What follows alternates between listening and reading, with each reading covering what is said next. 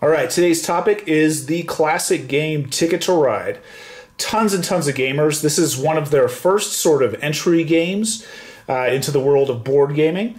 And for everybody that's played this game, there's a lot of people that know how to play it, but they don't necessarily know a lot of the winning strategies. Today I'm not going to teach you how to play it. I'm going to teach you some simple things that you can do to really maximize your points and beat your opponents.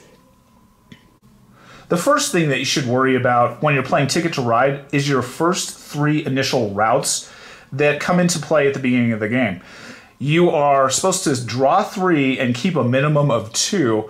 A lot of players kind of make some mistakes right up front when they're looking at these route cards. This can be one of the key points at determining who actually wins the game. As we can see, we've got three different routes out on the table. One of them is sort of a north-south route. We have a smaller east-west route, and then we have this monstrous route going from Miami all the way to Las Vegas. Now, if you look at the point totals, which are actually located on the card, these are the amount of points that you're going to score if you complete that route. So the first thing I'm going to recommend is don't go for the small, easy routes. What you're going to be looking for is one of those big east-west routes that go across the entire United States. So in this case, if I were to select opening cards, I would most definitely select the 21-point card that goes from Las Vegas to Miami. Here are three more examples of fantastic starting cards. Notice that all of these are east-west routes, and the point totals are roughly around 20 points apiece. So always go for these cards, look for them when you start the game. Another solid tactic when you are playing your first turn of Ticket to Ride is to actually not draw any of the train cards, but to immediately draw three additional routes. This will allow you to fine-tune your strategy for the rest of the game. As an example, we're going to draw these three routes, and we're going to take a look. The ones on the top row, these are the ones that we kept from our opening hand. Now, one thing that you're going to see immediately is that you have this small sort of 4-cost route, and then you have 8 victory points on this one and then 19 on the one on the far right. Notice, though, that the Las Vegas to New York card also shares the origination of this route as well. So they both share New York. So this is a great strategy on your first turn. Take an additional route. In this case, you're going to have 2 really high routes, and you're going to discard these 2 smaller ones. Now for the rest of the game, you can focus on New York being your starting location, and now you have to reach Seattle and Las Vegas, but they're roughly in the same part of the country. So you can use this tactic right away when you're playing the game to figure out what you're going to do. And this is going to throw your opponents off. You're going to have a great amount of planning because you know exactly what your routes are going to be, and you have 2 really high scoring routes, a 19 and a 20. So drawing routes on your first turn is a great way to gain an advantage over your opponents. One tactic and technique that we should talk about is which cards to really draw off the table. Standard game of Ticket to Ride, you've got 5 cards showing face up on the table. You can take one of those, you can take 2 of those, or you can take a combination of blind cards from the draw deck, which you don't even know what they are. Now, there's some advantages to all of these strategies. First and foremost, a lot of new players, they get a little bit sort of worried about drawing cards blindly off the draw deck. Now, where this technique can really shine is that you're going to get a lot of wild cards by drawing blind off the top of the deck. If I need to draw this wild card from the table, I only get to draw 1 card that turn. So think of it as like card economy. I can get 2 cards, or I can get 1 wild card off the table. Or what if I go into the blind draw phase and then I get to draw 1 card and then a second card. In this case, I drew a black train and this wild card. So really what happened is that I was able to get 2 cards and I got this wild card. These wild cards here is what helps you win the game very, very easily. The more of these you have, the more routes you can put down, and the quicker you can actually win the game. So one of the techniques that I highly recommend is that when you're playing a game of Ticket to Ride, and you don't have to do this every turn, but do it often. often draw blind cards off the top of the draw deck. And that will really give you an advantage with wild cards in your hand. Another technique and tactic I want to teach everybody is that be mindful when you have doubles or triples out on the table that are actually face up. These can give you a really, really good advantage. A lot of the routes in Ticket to Ride are gray, which means that you have to spend a number of trains equal to the number of spaces, but they all have to be from the same color. So if you're seeing 2 or 3 of the same color out on the table, that should really catch your eye. So a lot of these smaller routes where you only need 2 trains, you can actually draw a black card, and then you can draw a second one, and you've actually completed a 2-car route, which there are literally dozens of these all over the board when the game starts. So always be mindful when there are multiple replicates of the same card that are out on the table. Look to see what sort of gray routes you have that you need to fill, and really pick those up off the table quickly before somebody else does. Another tactic to help you win Ticket to Ride is being able to play all of your trains before anybody else does. So as you can see, we have a tray of the actual train cars themselves. If you can play your train cars faster than your opponents, it actually forces the game to end. Now, let's say you've played all of your trains and your opponents have anywhere from 6 to 10 trains that they weren't actually able to put out on the board. Those are points lost for that opponent.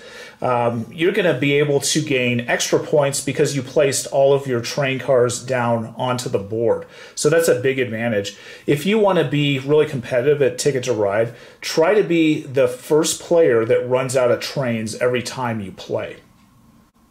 Another fun tactic you can employ toward the end of the game is drawing additional routes as sort of a gambling mechanism to catch up on points. So once you have the majority of your trains actually out on the board, a good strategy is to skip your draw phase and get additional routes. Oftentimes when you pull 3 routes toward the end of the game, you actually have one of those routes already completed, and those are just free points for you.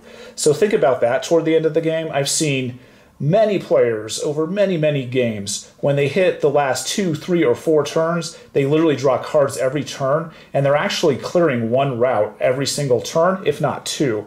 I've seen people with 7 or 8 routes completed by the end of the game, and all of these points just add up. So this is a really great strategy as well, is literally toward the end of the game, just start drawing route cards. It's a little bit of a gamble. Sometimes you win, sometimes you lose. But by doing this strategy, if you're already losing, you have nothing to lose, so you may as well go for it. Now we're going to move on to the board and talk about some basic strategies on the board that you want to be very well aware of. Ticket to Ride is probably the most fun if you're playing a 5-player game, which is typically what our gaming group does. But one thing you really need to be prepared for in a 5-player game is that there are a lot of routes that can kind of lock and gridlock the board. And they're all over the place in Ticket to Ride. So what I want you to do is be very mindful of those sort of like lock locations, and just be aware that there's only one route in that location. So let's say this route gets locked from Little Rock to Oklahoma City. Now your opponents have to go all the way around to get to Oklahoma City if that's one of their destinations. As another example, Houston to New Orleans at the bottom. If you lock this out, your opponents have to go and zigzag around the country to get their routes completed. So one thing that you should be very mindful of is those single paths that are going across the board. Make sure you're the first person to lock those out. So when you're looking at all of your routes, if you need that, lock it out early at the beginning of the game. Don't wait for that to get filled in, and then you have to zigzag all over the board to get to where you need to go. Here's another one of those lock locations. It goes from LA to Las Vegas, and if you notice, there's only a 2-car train route that's actually located in this area. So if you lock this out early in the game, once again, your opponents have to go all the way around. They're going to be wasting trains, and you're going to be scoring higher points because you're going to be getting to your destinations quickly and better. Remember, too, at the end of the game, if you don't finish a route, you lose that number of points. So it's really key that if you can lock out your opponents in some of these locations, they won't be able to finish some of those routes, and they're going to lose points at the end of the game. which makes it easier for you to win. The next thing I want to talk about is sort of a train economy, and I want you to think of it this way. For one train, I can get 1 point, 2 is 2, 3 is 4, but as you go down this chart, you quickly see that the longer the route, the more your trains are actually worth. So going back to the original conversation that we had at the beginning of this video, if you are looking for east-west sort of routes, you're going to see a lot of these sorts of things. You're going to see locations that have 6 different trains in them. So if I put those 6 trains down, I'm going to score 15 points. This is what really makes that east-west sort of strategy shine. You've got a lot of really long routes heading in an east-west direction, and if you capitalize and you play on a lot of those, you make a lot of points. Now the one problem, and people are going to say, but yeah, I need all of these red ones.